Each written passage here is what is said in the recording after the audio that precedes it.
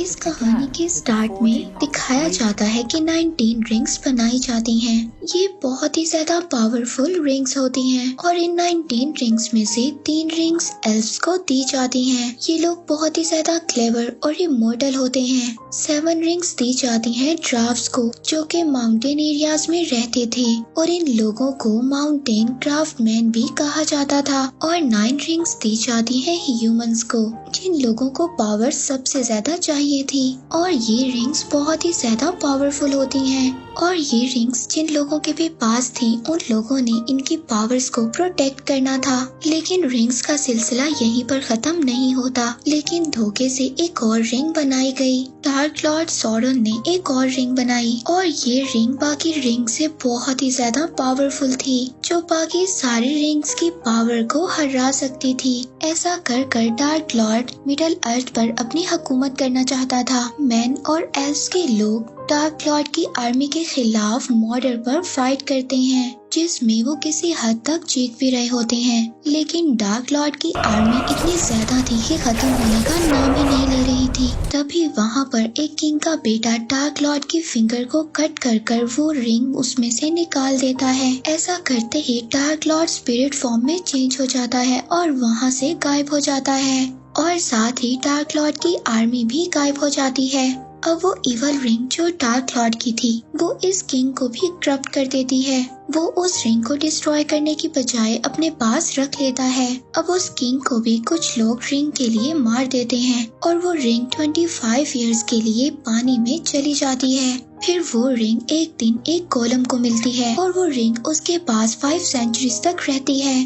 फिर एक दिन वो रिंग उस गोलम के पास से भी गिर जाती है और वो एक हॉबिट को मिलती है जिसका नाम बिल्बो बैगिंस होता है। अब बिल्बो इस रिंग की हिस्ट्री जाने बगैर उसको अपने पास रख लेता है। 60 साल के बाद बिल्बो अपना 111 बर्थडे सेलिब्रेट करता है, जहाँ पर उसका एक बहुत ही पुराना फ्रेंड गैंडल्फ भी आता है। बिल्बो अपने बर्थडे के दौरान ये रिवील करता है कि वो शाइन छोड़कर एक एडवेंचर पर जा रहा है। तभी गैंडल्फ को उसके घर में पता चलता है कि उसके पास डार्क लॉर्ड की रिंग है। अब बिल्बो अपनी वो रिंग अपने घर पर ही अपने नेफ्यू के लिए छोड़कर एडवेंचर्स के लिए चला जाता है। वहीं पर फ्रोडो आता है जो बिल्बो का नेफ्यू होता है। गैंडल्फ अब फ्रोडो के पास उस रिंग को रखवा कर उस रिंग की हिस्ट्री पता करने के लिए चला जाता है, जहाँ पर जाकर उसको पता चलता है कि डार्क लॉर्ड के लोग गोलम तक पहुँच गए थे और उनके टॉर्चर की वजह से गोलम ने 2 वर्ड्स को रिवील किया है, शायर और बैगिंस। अब ये जानकर गैंडल्फ दोबारा फ्रोडो के पास जाता है। अब गैंडल्फ फ्रोडो को उसके फ्रेंड के साथ विलेज ब्री भेज देता है और खुद वो अपने फ्रेंड सुलेमान के पास चला जाता है, जहाँ पर जाकर उसको पता चलता है कि सुलेमान भी करप्ट हो चुका है और वो डार्क लॉर्ड की आर्मी के साथ मिल गया है और उसने अपने नाज़गुल सर्वेंट्स को फ्रोडो को ढूंढने के लिए भेज दिया है, जो फ्रोडो को मिलते ही उसको मार देंगे। अब सुलेमान गैंडल्फ को भी डार्क लॉर्ड की आर्मी ज्वाइन करने के लिए कहता है। अब गैंडल्फ के मना करने पर उन दोनों के दरमियान में फाइट स्टार्ट हो जाती है। गैंडल्फ ज्यादा देर तक सुलेमान का मुकाबला नहीं कर पाता। सुलेमान गैंडल्फ की मैजिकल स्टिक को अपने कब्जे में कर उसको कैदी बना लेता है। सीन शिफ्ट फ्रोडो और उसके फ्रेंड सैम पर होते हैं। वहाँ पर वो लोग 2 और हॉबिट से मिलते हैं। तभी वहाँ पर अचानक नाज़गुल आ जाता है। फ्रोडो सभी अपने फ्रेंड्स को लेकर एक ट्री के नीचे छुप जाता है। नाज़गुल बिल्कुल उनके पास होता है। फ्रोडो तभी आउट ऑफ कंट्रोल होकर उस रिंग को पहनने लगता है। तभी उसका फ्रेंड सैम उसको रोककर नाज़गुल को डिस्ट्रैक्ट कर देता है। पर रात को नाज़गुल फ्रोडो और इसके फ्रेंड्स को ढूंढ लेता है। वहाँ से वो लोग नाज़गुल से बचते हुए रिवर में बोट तक पहुँच जाते हैं, पर फ्रोडो पीछे रह जाता है। वो नाज़गुल से बचते हुए बोट पर छलांग लगा देता है और वो भी बच जाता है। अब ये सब लोग नाज़गुल को पीछे छोड़कर वहाँ से भाग जाते हैं। अब जब वो लोग विलेज ऑफ ब्री पहुँचते हैं तो फ्रोडो को पता चलता है कि गैंडल्फ वहाँ पर 6 महीने से आया ही नहीं है। अब वो वहाँ पर बैठकर सोच ही रहा होता है कि क्या करना चाहिए। तभी उस रिंग का असर दोबारा होने लगता है और आउट ऑफ कंट्रोल होकर फ्रोडो गिर जाता है और रिंग को बचाता हुआ रिंग उसकी फिंगर में चली जाती है और फ्रोडो वहाँ से गायब हो जाता है। अब रिंग के यूज से नाज़गुल को पता चल जाता है कि फ्रोडो कहाँ पर है। फ्रोडो जब रिंग को पहनता है तो वो बहुत ज्यादा डर जाता है और जैसे ही रिंग उतरती है वहाँ पर स्ट्राइडर नाम का रेंजर फ्रोडो को अपने साथ ले जाता है। वो उसको कहता है कि वो गैंडल्फ का और ज्यादा वेट नहीं कर सकता। डार्क लॉर्ड की आर्मी उसको यहाँ पर मारने के लिए आ रही है। अब स्ट्राइडर नाज़गुल के आने से पहले फ्रोडो और उसके फ्रेंड्स को छुपा देता है। वो फ्रोडो को बताता है कि वो लोग डार्क लॉर्ड के स्लेव्स हैं। वो लोग फ्रोडो को ढूंढना तब तक नहीं छोड़ेंगे जब तक उनको रिंग नहीं मिल जाती। अब स्ट्राइडर उन सबको अपने साथ लेकर रिवेंडल की तरफ निकल जाता है। रात को रेस्ट के लिए वो लोग एक पहाड़ की ऊंचाई पर रुक जाते हैं। स्ट्राइडर इन सबको स्वॉर्ड देकर एरिया को चेक करने के लिए चला जाता है। फ्रोडो के सो जाने की वजह से वहाँ पर बाकी हॉबिट्स फायर को जला देते हैं। अब उस फायर की वजह से डार्क लॉर्ड की आर्मी वहाँ पर आ गई थी। डार्क लॉर्ड की आर्मी इनके पास आ जाती है। वो सभी हॉबिट्स को पीछे करके फ्रोडो तक पहुँच जाते हैं। अब वहाँ पर कुछ ना समझ आने पर फ्रोडो उस रिंग को पहन लेता है। अब जैसे ही फ्रोडो रिंग पहनता है लेकिन नाज़गुल फिर भी उसको देख लेता है और इस रिंग के पहनने के दौरान ही डार्क लॉर्ड सॉरन वहाँ पर आकर फ्रोडो पर अपनी तलवार से स्टैब कर देता है। तभी स्ट्राइडर वहाँ पर आ जाता है और डार्क लॉर्ड की आर्मी से फाइट करने लगता है। स्ट्राइडर वहाँ पर आकर बहुत ही बहादुरी से सभी नाज़गुल्स का मुकाबला करता है और वहाँ पर वो सबको अपनी तलवार से मार देता है। इसके बाद फ्रोडो को लेकर वो वहाँ से निकल जाता है। दूसरी तरफ हम सुलेमान को देखते हैं जो डार्क लॉर्ड के ऑर्डर पर वेपन्स और आर्मी बनाना शुरू कर देता है। दूसरी तरफ हम आर्वेन को देखते हैं जो कि एक एल्फ है और स्ट्राइडर का प्यार भी है। ये स्ट्राइडर और फ्रोडो को ढूंढ लेती है और फ्रोडो को रेस्क्यू कर अपने साथ ले जाती है। वो डार्क लॉर्ड की आर्मी से बचते हुए पानी से गुजर जाती है। फिर वो एक स्पेल करती है। उसके स्पेल करने के बाद ही डार्क लॉर्ड की आर्मी पानी के वेव्स के साथ ही गायब हो जाती है। अब आर्वेन फ्रोडो को लेकर फौरन रिवेंडल पहुंचती है जहां पर आर्वेन के फादर उसको मेडिकेट करते हैं। इसके बाद जैसे ही फ्रोडो होश में आता है तो वो अपने सामने गैंडल्फ को बैठा देखता है जिसको एल्फ की एक बड़ी ईगल ने रेस्क्यू कर लिया था। फ्रोडो रिवेंडल में बिल्बो से भी मिलता है। फ्रोडो बिल्बो से कहता है कि वो उसकी तरह का एडवेंचरस नहीं कर सकता।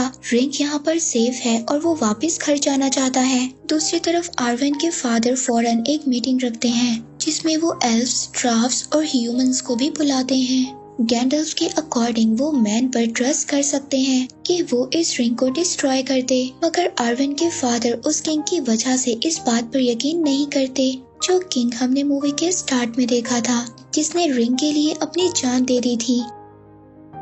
सीन शिफ्ट स्ट्राइडर पर होता है। वहाँ पर आकर रिवेंडल में वो आर्वेन से मिलता है।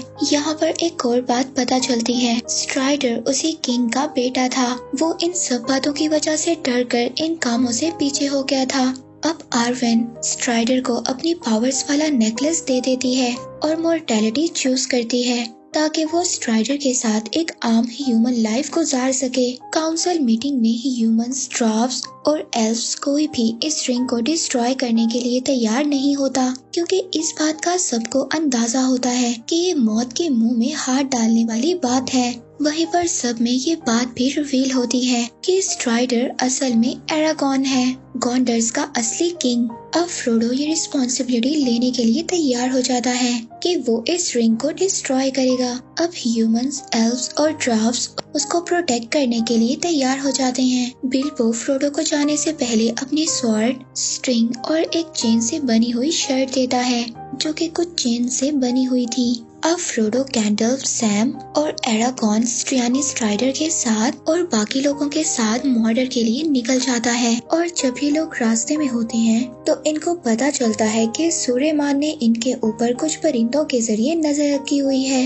जिस पर ये अपना रास्ता तब्दील कर देते हैं और गलत रास्ते की तरफ चल पड़ते हैं। मगर वहाँ पर भी सुलेमान तूफान की मदद से उन पर अटैक करता है और इनके लिए वहाँ से गुजरना भी नामुमकिन हो जाता है। जब इनको कोई भी रास्ता नजर नहीं आता तो वो एक माइंस की तरफ बढ़ते हैं। यहाँ पर आकर ये सभी ड्राफ्ट्स बोनो को मरा हुआ देखते हैं। तभी वहाँ पर एक अजीब सा क्रिएचर पानी से निकलकर फ्रोडो को पकड़ लेता है। पहले उसके हॉबिट फ्रेंड उसको बचाते हैं, फिर एरागॉन और एल्फ उस क्रिएचर से फाइट करते हैं और फ्रोडो को बचा लेते हैं। वो क्रिएचर फ्रोडो को अपने मुंह में डालने ही वाला होता है, तभी वहाँ पर सभी लोग मिलकर फ्रोडो को बचा लेते हैं। फिर वहाँ पर गैंडल्फ को ड्राफ्ट्स की बुक से पता चलता है कि डार्क लॉर्ड की आर्मी उनके पीछे आ रही है। तभी वहाँ पर फ्रोडो के फ्रेंड से एक स्केलेटन टकरा कर वहाँ पर बने कुएं में गिर जाता है, जिससे डार्क लॉर्ड की आर्मी को ये पता चल जाता है कि ये लोग कहाँ पर हैं और वो आर्मी इन पर अटैक कर देती है। ये लोग दरवाजा बंद कर इनको रोकने की कोशिश करते हैं, मगर ये आर्मी इतनी ज्यादा तेज थी कि दरवाजा तोड़कर अंदर आ जाती है। ये सब मिलकर उन्हें अच्छा और बहुत ही ज्यादा टफ कंपटीशन देते हैं। अब उस डार्क लॉर्ड की आर्मी से इन लोगों के लिए फाइट करना मुश्किल हो रहा था,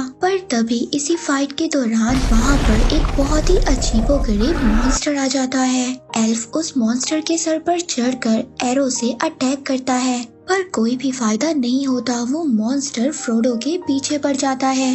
अब वो मॉन्स्टर फ्रोडो को मारने वाला ही होता है, पर तभी एरागॉन फ्रोडो को बचाने की कोशिश करता है। वो मॉन्स्टर पर अटैक करने की कोशिश करता है, मगर वो मॉन्स्टर उसको पीछे फेंक देता है और फ्रोडो पर अटैक कर देता है। अब ये सब लोग उस डार्क लॉर्ड की आर्मी को हराने के बाद उस मॉन्स्टर पर इकट्ठे होकर अटैक करते हैं और फाइनली उस मॉन्स्टर को मार देते हैं। अब सब लोग फ्रोडो की तरफ बढ़ते हैं। उनको ये डर होता है कि फ्रोडो शायद मर गया है, पर फ्रोडो हल्का सा भी इंजर्ड नहीं होता है। फिर सबको पता चलता है कि ये बिल्बो की चेन वाली शर्ट की वजह से है। फिर तभी इन्हें वहाँ पर बहुत ज्यादा हॉर्सेस की आवाजें आती हैं। ये लोग वहाँ से भागकर ब्रिज की तरफ चलते हैं और इनके पीछे डार्क लॉर्ड की बहुत ही बड़ी आर्मी आना शुरू हो जाती है, जो थोड़ा आगे जाने पर ही इन्हें चारों तरफ से घेर लेते हैं। पर हैरानी की बात ये होती है कि वो आर्मी इनको कुछ भी नहीं कहती और डर कर वहाँ से चली जाती है। तभी गैंडल्फ इन्हें बताता है कि वहाँ पर एक डीमन आ रहा है। अब ये सब लोग डीमन से बचते हुए भागते डेंजरस रास्तों से गुजरते हुए जा रहे होते हैं। अब इन्होंने एक बहुत ही बड़ी जंप लगाकर आगे बढ़ना था। दूसरी तरफ डार्क लॉर्ड की आर्मी दोबारा से इन पर अटैक करना शुरू कर देती है और ये लोग उनका मुकाबला करते हुए जंप लगाते हुए आगे बढ़ते हैं, मगर फ्रोडो और एरागॉन पीछे रह जाते हैं। अचानक उनके नीचे से जमीन टूट जाती है, पर वो दोनों भी जंप लगाकर सबके पास पहुंच जाते हैं। अब गैंडल्फ इन सब को ब्रिज की तरफ भेजकर खुद डीमन से मुकाबला करने के लिए रुक जाता है। अब गैंडल्फ और उस डीमन के बीच बहुत ही जबरदस्त फाइट होती है। ऐसा लगता है कि गैंडल्फ ने उस डीमन को हराकर दोबारा अंडरवर्ल्ड में भेज दिया है, पर अचानक डीमन गैंडल्फ का पांव पकड़कर उसको अपने साथ ही ले जाता है। अब ये सब लोग वहाँ से बच तो जाते हैं, पर गैंडल्फ की डेथ की वजह से ये लोग बहुत ही ज्यादा डिसहार्ट हो जाते हैं और वहाँ पर सभी लोग रोना शुरू कर देते हैं। ये एक बहुत ही ज्यादा इमोशनल मोमेंट होता है। इसके बाद ये लोग आगे बढ़ते हैं और आगे बढ़कर ये एक फॉरेस्ट में पहुंच जाते हैं, जहां पर एक बहुत ही पावरफुल विच रोल करती थी। अचानक उस विच के लोग इनको पकड़ लेते हैं और अपने साथ उस व्हाइट विच के पास ले जाते हैं। वो विच अब फ्रेडो को ये बता देती है कि वो ही अकेला इस टास्क को कंप्लीट कर पाएगा और ये भी बताती है कि उसकी टीम का एक बंदा उससे रिंग चोरी करने की कोशिश भी करेगा। सीन शिफ्ट होता है सूरेमान पर, जहाँ पर उसने एक बहुत ही पावरफुल आर्मी तैयार कर ली थी और वो इस बात का पता लगा कर के फ्रोडो और उसके फ्रेंड कहाँ पर हैं, उस आर्मी को उन लोगों के पीछे भेज देता है। दूसरी तरफ फ्रोडो और उसके साथी बोट के जरिए एक जगह पर पहुंच जाते हैं, जहां पर फ्रोडो के अकेले होने का फायदा उठाकर उसकी ही टीम का एक मेंबर, जिसका नाम बोरोमीर था, विच के बात के अकॉर्डिंग वो उससे रिंग लेने की कोशिश करता है, पर फ्रोडो रिंग पहनकर वहाँ से निकल जाता है। अब फ्रोडो जब रिंग उतारता है तो वो दूर जाकर एक जगह पर गिर जाता है। वहीं पर एरागॉन आ जाता है। अब फ्रोडो एरागॉन से भी डरता है, मगर एरागॉन उसको इस बात का यकीन दिलाता है कि वो फ्रोडो को लास्ट तक प्रोटेक्ट करेगा। जब तक कि वो इस रिंग को डिस्ट्रॉय नहीं कर देता। तभी अचानक से फ्रोडो के स्वॉर्ड ब्लू हो जाती है और इनको ये पता चल जाता है यहाँ पर इन पर अटैक होने वाला है। एरागॉन वहाँ से फ्रोडो को भगा देता है और खुद फाइट करने के लिए उस आर्मी के पास चला जाता है। एरागॉन उन सब के साथ ही टफ किस्म की फाइट करता है। वो अपनी स्वॉर्ड से सबको एक एक कर मार देता है और उसकी टीम के बाकी मेंबर्स भी उसका साथ देते हैं और वहाँ पर उस आर्मी का मुकाबला करते हैं। अब फ्रोडो के फ्रेंड्स उसको छुपने के लिए अपने पास बुलाते हैं, मगर उनको ये एहसास होता है कि फ्रोडो आगे ही अकेला बढ़ना चाहता है, जिस पर इवल आर्मी को वो अपनी तरफ अट्रैक्ट करते हैं और फ्रोडो वहाँ से भाग जाता है। दूसरी तरफ एरागॉन, ड्राव्स और बोरोमिर उस आर्मी से फाइट कर रहे होते हैं। वहाँ दूसरी तरफ फ्रोडो के फ्रेंड्स को इवल आर्मी घेर लेती है। वहाँ पर बोरोमिर आकर उन दोनों को सेव करता है, मगर उस आर्मी का लीडर बोरोमिर पर अटैक करता है और उसको एक एरो मारता है, मगर फिर भी बोरोमिर उठकर फाइट करता है। बोरोमिर को हरा कर वो लोग फ्रोडो के फ्रेंड्स को अपने साथ ले जाते हैं। अब उस आर्मी का लीडर बोरोमिर को मारने लगता है, पर वहाँ पर एरागॉन आकर उस पर जंप करता है और बोरोमिर को बचा लेता है। अब एरागॉन के साथ उस आर्मी के लीडर की फाइट होती है। एरागॉन उसके साथ बहुत ही ज्यादा मुकाबला करता है और लास्ट में एरागॉन अपने स्वॉर्ड से उसके गर्दन को काट देता है। फिर बोरोमिर कॉन्डर की जिम्मेदारी एरागॉन को दे देता है, खुद इस दुनिया से चला जाता है। मूवी के लास्ट सीन में हम देखते हैं कि फ्रोडो और उसका फ्रेंड मॉर्डर जाने के लिए बोट में बैठकर निकल जाते हैं। दूसरी तरफ बाकी सब फ्रोडो के फ्रेंड्स को बचाने के लिए निकल जाते हैं। अब आगे के सफर पर फ्रोडो और उसका फ्रेंड सैम आगे बढ़ते हैं। अब इनके आगे बहुत ही ज्यादा खतरनाक रास्ता है। आगे बहुत ही ऊंचे ऊंचे पहाड़ हैं और उन पहाड़ों में बहुत ही ज्यादा भूल भुलैया हैं। मगर अब ये सफर में अकेले नहीं थे, कोई था जो इनका पीछा कर रहा था और वो था गोलम, क्योंकि गोलम की जिंदगी में रिंग के अलावा कुछ भी नहीं था और अब गोलम को इस रिंग का पूरा नशा था। गोलम इस रिंग को पूरी तरह से हासिल करना चाहता था। अब एक रात जब फ्रोडो और सैम सो रहे होते हैं और गोलम आहिस्ता आहिस्ता इनके पास आता है और इनसे रिंग चुराने की कोशिश करता है, पर तभी फ्रोडो की आंख खुल जाती है। वो गोलम को खींच लेता है और अब गोलम, फ्रोडो और इसके फ्रेंड के दरमियान काफी ज्यादा फाइट होती है। एंड में फ्रोडो जब अपनी स्वॉर्ड गोलम के गले पर रखता है तो गोलम डर जाता है। अब वो गोलम को अपना बंदी बना लेता है। गोलम उनको कहता है कि मुझे छोड़ दो। फ्रोडो का फ्रेंड सैम उससे कहता है कि अगर हमने गोलम को छोड़ दिया तो ये हमारे लिए खतरा साबित हो सकता है और ये हमें रात को मार भी सकता है, पर गोलम उनसे माफी मांगता है। सैम को उसकी बातों पर यकीन नहीं आता, पर फ्रोडो थोड़ा थोड़ा उस पर ट्रस्ट करना शुरू कर देता है। अब फ्रोडो गोलम से पूछता है कि क्या तुम्हें आगे जाने का रास्ता पता है, तो गोलम उसको कहता है कि हाँ, मुझे आगे जाने का रास्ता मालूम है। अब गोलम उनको आगे का रास्ता दिखाता है जहाँ पर जाकर वो इस रिंग को डिस्ट्रॉय कर सके। दूसरी तरफ हमें सुलेमान दिखाया जाता है, जिसने अब अपनी एक नई आर्मी बना ली थी और उसकी आर्मी के कुछ लोग दो हॉबिट्स को अपना बंदी बनाकर उसके पास ला रहे होते हैं। ये वही दो हॉबिट्स थे जो फ्रोडो के फ्रेंड्स थे और दूसरी तरफ एरागॉन और उसके साथी इनका पीछा कर रहे होते हैं ताकि वो लोग इन दोनों हॉबिट्स को बचा लें। सुलेमान के लोग किंगडम ऑफ रोहान पर अटैक कर देते हैं ताकि उन्हें वेपन्स बनाने के लिए फ्यूल और वुड मिल सके। किंगडम रोहान का किंग सुलेमान और उसके असिस्टेंट के कंट्रोल में होता है। वहाँ का किंग अपने नेफ्यू को अपने किंगडम से निकाल देता है क्योंकि वो सुलेमान के खिलाफ आवाज उठा रहा था। वहाँ पर दूसरी तरफ वो आर्मी जो फ्रोडो के फ्रेंड्स को पकड़कर ले गई थी, वो उनको अपना खाना बनाने की कोशिश करते हैं, पर वहाँ पर दूसरी और आर्मी भी आ जाती है जो कि डार्क लॉर्ड की थी। वो आर्मी हॉबिट्स को कुछ भी नहीं होने देना चाहती थी। इसी बात पर उन दोनों आर्मीज के दरमियान फाइट स्टार्ट हो जाती है। दोनों हॉबिट्स इसी बात का फायदा उठाकर वहाँ से भाग जाते हैं। तभी वहाँ पर रोहान किंगडम का नेफ्यू उन आर्मी पर आकर अटैक कर देता है और फिर सुबह को एरागॉन उसी आर्मी से मिलता है जो रोहान किंगडम के नेफ्यू की थी। वो उन लोगों से उन दोनों हॉबिट्स के बारे में पूछता है तो ये बात पता चलती है कि उन आर्मी के लोगों को इन लोगों ने चला कर मार दिया था। वो कहता है कि वो उस जगह पर जाकर दो हॉबिट्स को सर्च तो कर सकते हैं, मगर वो ज्यादा इस उम्मीद में ना रहे कि वो दोनों जिंदा होंगे, वो भी उस आर्मी के साथ मर गए होंगे। एरागॉन जब वहाँ पर पहुँचता है, वहाँ पर जाकर एरागॉन को पता चलता है कि दोनों हॉबिट्स अपनी जान बचाकर एक फॉरेस्ट में चले गए हैं। दूसरी तरफ जब दोनों हॉबिट्स फॉरेस्ट में पहुंचते हैं तो वहां पर एक लिविंग ट्री उन पर अटैक कर देता है, जो ऐसा लगता है कि उन दोनों को वो सूर्यमान के हवाले कर देता है। दूसरी तरफ गोलम जैसे तैसे कर फ्रोडो को मर्डर के रास्ते पर लेकर जा रहा था। उन पर भी खतरा बढ़ना शुरू हो जाता है। जब रात को वो रेस्ट करने रुकते हैं तो फ्रोडो गोलम की हेल्प करने की कोशिश करता है, जहाँ पर वो गोलम को उसका नाम याद करवाने की ट्राई करता है। तभी गोलम को ये बात रियलाइज होती है कि उसका नाम स्मीगल था और वो रिंग मिलने से पहले एक हॉबिट ही था।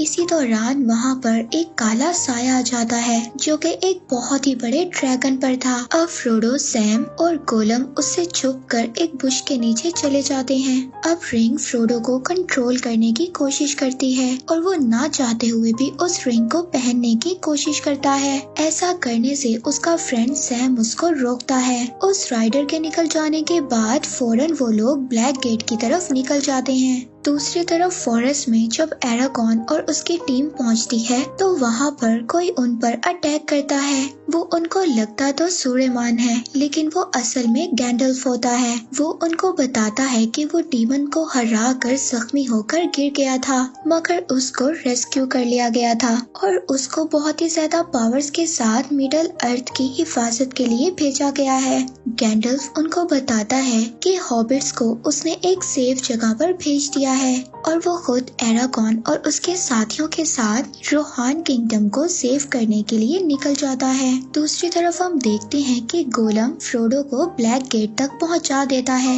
मगर वहां पर वो डार्क लॉर्ड की आर्मी को गेट पर प्रोटेक्ट करते हुए देखते हैं। तभी सोल्जर्स को एंटर करने के लिए गेट खोला जाता है। ये देखते हुए सैम क्लेम टूटने पर नीचे गिर जाता है।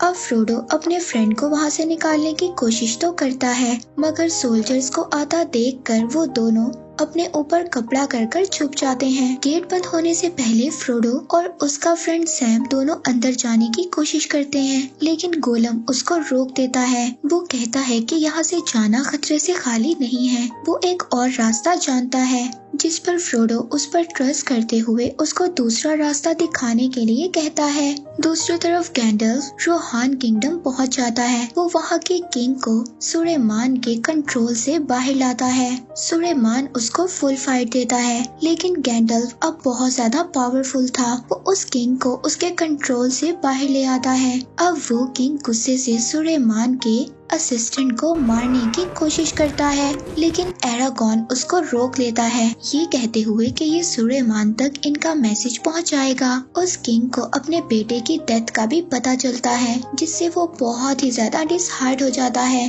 गैंडल्फ उसको वॉर के लिए कहता है और उसको उस वॉर के लिए रेडी होने का कहता है, मगर वो किंग वॉर से इनकार कर देता है। वो अब अपने लोगों को और ज्यादा नुकसान नहीं पहुंचाना चाहता था। वो दूसरी जगह पर अपने लोगों को लेकर जाना चाहता था, जहां पर उसके लोग ज्यादा सेफ रहेंगे। अब एरागॉन और उसके साथी उस किंग के लोगों को सेफली दूसरी जगह पर पहुंचाते हैं। उस किंग की नीज एरागॉन से बहुत ही ज्यादा इम्प्रेस होती है। एरागॉन एक घोड़े को ठीक करता है और इसके बाद उसको फ्री करने का कहता है, ये कहते हुए कि उस हॉर्स ने बहुत ज्यादा वॉर्स को देख लिया है। उस किंग की नीज की एरागॉन के साथ अच्छी बॉन्डिंग हो जाती है। दूसरी तरफ सूर्यमान का असिस्टेंट सूर्यमान को सब बता देता है कि रोहान किंगडम के क्या हालात हैं और वो लोग कहां पर जा रहे हैं। सूर्यमान अब अपनी आर्मी को ये ऑर्डर दे देता है कि वो उन लोगों पर अटैक कर दें। दूसरी तरफ फ्रोडो गोलम की हेल्प करना चाहता था,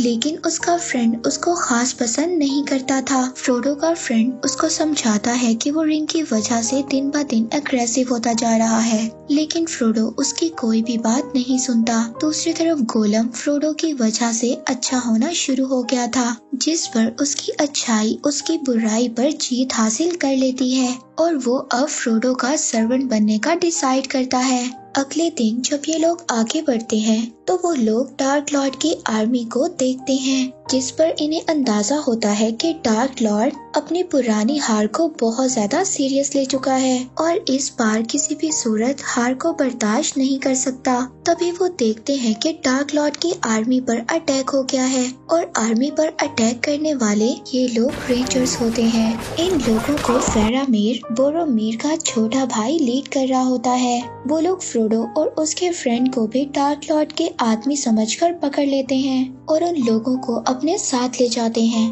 दूसरी तरफ एरागॉन पर ऑर्कस आर्मी अटैक कर देती है। एरागॉन किंग की नीस को बच्चों और औरतों को बचाकर लेकर जाने का कहता है और खुद किंग के साथ इस आर्मी के साथ फाइट करता है। ये उस आर्मी को हरा कर एक दूसरे को सेव करने में लगे होते हैं। इसी फाइट के दौरान एरागॉन एक आर्मी के एनिमल से लटक जाता है। वो ऑर्क अपने एनिमल के साथ एरागॉन का हाथ बांध देता है, जिससे एरागॉन उसकी आर्मी के साथ पहाड़ी से नीचे गिर जाता है। अब फाइट के बाद एरागॉन के साथी उसको ढूंढते हैं। उन लोगों को आर्वेन का दिया हुआ नेकलेस उस ऑर्क के हाथ में मिलता है, जिस पर सब लोग ये समझते हैं कि एरागॉन मर चुका है और वो लोग आगे बढ़ जाते हैं। दूसरी तरफ वो दो हॉबिट्स उस ट्री के साथ आइसेनगार्ड में पहुंचते हैं, जहां पर वो लोग सुलेमान और डार्क लॉर्ड की इतनी बड़ी आर्मी देखते हैं। दूसरी तरफ एरागॉन को इंजर्ड हालत में उसका हॉर्स उसको ढूंढ लेता है और उसको अपने ऊपर उठाकर ले जाता है। सीन रुवेंडल में शिफ्ट होता है,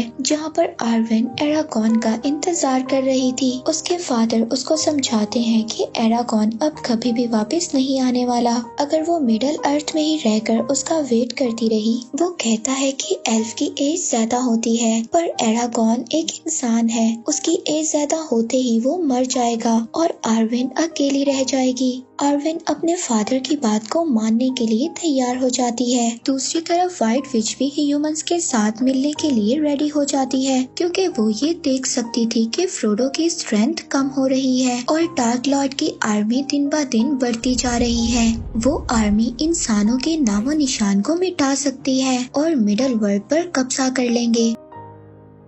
इस पर आर्वेन के फादर अपनी एक आर्मी को वहां पर भेज देते हैं। सीन फेरामीर पर शिफ्ट होता है, जहां पर वो ये जानता है कि फ्रोडो बोरोमीर का दोस्त है। फेरामीर के फादर उससे ज्यादा खुश नहीं थे, वो बोरोमीर से ज्यादा खुश थे। इसीलिए फेरामीर गोलम को पकड़ लेता है। अब उसको ये बात पता चल जाती है कि रिंग फ्रोडो के पास है। फेरामीर को ये लगता है कि यही रास्ता है जिससे वो अपने फादर को ये यकीन दिला सकता है कि वो ही उनका खून है। अब वो फ्रोडो को अपने साथ ले जाने का डिसाइड करता है। दूसरी तरफ रास्ते में एरागॉन को डार्क लॉर्ड की आर्मी नजर आ जाती है। वहाँ पर जाकर एरागॉन वहाँ के किंग को ये बताता है कि वो आर्मी 10,000 लोगों की आर्मी है, जो सिर्फ डार्क लॉर्ड की आर्मी का एक पोर्शन है और उस आर्मी को उसने इंसानों को खत्म करने के लिए भेजा है। अब उस किंग के पास वॉर के अलावा कोई और ऑप्शन नहीं था और उसके पास आर्मी भी बहुत कम थी। अब किंग अपने सोल्जर्स को फाइट के लिए रेडी होने का कहता है। दूसरी तरफ वो लिविंग ट्री भी अपने साथियों के साथ आइसेनगार्ड पर अटैक करने का डिसाइड करता है। दूसरी तरफ रोहान किंगडम के सभी लोग बहुत ज्यादा डरे हुए थे। वो ये जानते थे कि वो इस वॉर को कभी भी नहीं जीत सकते, मगर थोड़ी सी होप की वजह से वो लोग वॉर के लिए तैयार हो जाते हैं। एरागॉन भी उन लोगों के साथ होता है। अब वक्त आ गया था कि सब अच्छे लोग मिल जाएं और बुराई के खिलाफ जंग करें। अब एल्व्स भी ह्यूमन की हेल्प करने के लिए वहाँ पर पहुँच जाते हैं। अब डार्क लॉर्ड की आर्मी वहाँ पर पहुँच जाती है और वहाँ पर एक इंटेंस वॉर स्टार्ट हो जाती है। डार्क लॉर्ड की आर्मी रोहान किंगडम पर एरोस की बारिश करती है और वो कैसल की पूरी एक वॉल तोड़ देते हैं, जिसमें एरागॉन बहुत ही ज्यादा इंजर्ड हो जाता है और वो आर्मी कैसल में एंटर हो जाती है। लेकिन एरागॉन खुद ही उठ जाता है और वहाँ पर वो एल्व्स को अटैक करने के लिए कहता है। वहाँ पर फिर से फाइट स्टार्ट हो जाती है और इसी दौरान एल्फ्स के लीडर की डेथ हो जाती है। वहाँ पर एरागॉन और गिमली उन लोगों से फाइट करते हैं। दूसरी तरफ किंग अपने गेट को सिक्योर करता है। वो लोग जितना हो सकता था उस आर्मी को फोर्ट्रेस से दूर रखने का करते हैं। दूसरी तरफ फेरामीर फ्रोडो को लेकर अपने साथ गोंडोर पहुंच जाता है। वहाँ पर सब कुछ तबाह होता हुआ देखकर फ्रोडो फेरामीर को समझाता है। वो उसको कहता है कि वो उसे मॉडर्न जाने दे और इस रिंग को डिस्ट्रॉय करने दे, लेकिन फेरामीर उसकी कोई भी बात नहीं सुनता। गोंडोर में इन पर कुछ रेंजर्स अटैक कर देते हैं। दूसरी तरफ डार्क लॉर्ड की आर्मी ने रोहान किंगडम पर अपना आधा कंट्रोल कर लिया था। ये देखकर एरागॉन वहाँ से बच्चों और सभी लोगों को एक पहाड़ी पर जाने का कहता है। फिर एरागॉन और वहाँ का किंग दोनों उस आर्मी के साथ लड़ने के लिए चले जाते हैं। अब गैंडल्फ भी अपनी आर्मी को लेकर वहाँ पर आ गया था और रोहान किंगडम की हेल्प करता है और उनको सेव करने में लग जाता है। दूसरी तरफ लिविंग ट्रीज भी सुलेमान पर आकर अटैक कर देते हैं और उसके कैसल को चारों तरफ से घेर लेते हैं। सीन शिफ्ट फ्रोडो पर होता है, जहाँ पर वो उस राइडर के सामने रिंग पहनने वाला होता है, जिस पर उसका फ्रेंड सैम आकर उसको रोकता है और फेरामीर उस ड्रैगन पर अटैक कर उन दोनों को सेव कर लेता है। दूसरी तरफ एरागॉन और किंग उस आर्मी के खिलाफ वॉर को जीत जाते हैं। फेरामीर भी रिंग की असलियत को समझ गया था और फ्रोडो को ये बात रियलाइज करवाता है और उनको वहाँ से जाने का रास्ता भी बताता है, जिसके बाद फ्रोडो अपने दोस्त सैम के साथ और गोलम के साथ उस रिंग को डिस्ट्रॉय करने के लिए निकल जाता है और इसी के साथ ये मूवी यहीं पर एंड हो जाती है।